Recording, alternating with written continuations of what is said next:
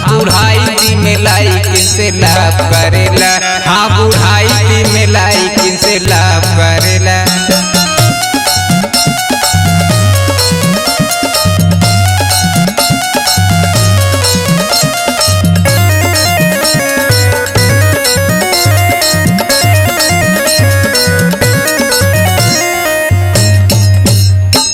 देखेला लाइकी त करेला बवाल हो, यही से भाई दादा तोहर बुरा हाल हो।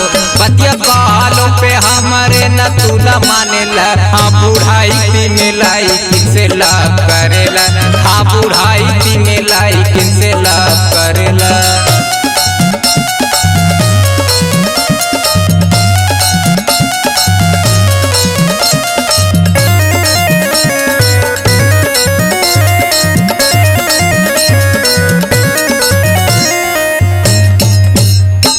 पार्टी को रात हो जाई आम हो, देखते हाँ देखते ही हो जाई से आम हो। गपचरे सटा के खोदा खोदी करेला, हाँ बुढ़ाई में लाइकिन से लाभ करेला, हाँ बुढ़ाई में लाइकिन से लाभ करेला।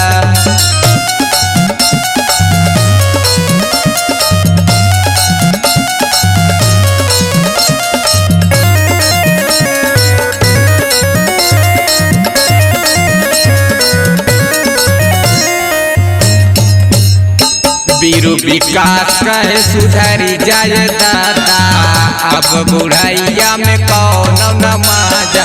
चोरी चुप के तू बतिया तू रोज करेला, हाँ बुढ़ाई में लाइकिन से लाभ करेला, हाँ बुढ़ाई में लाइकिन से लाभ करेला।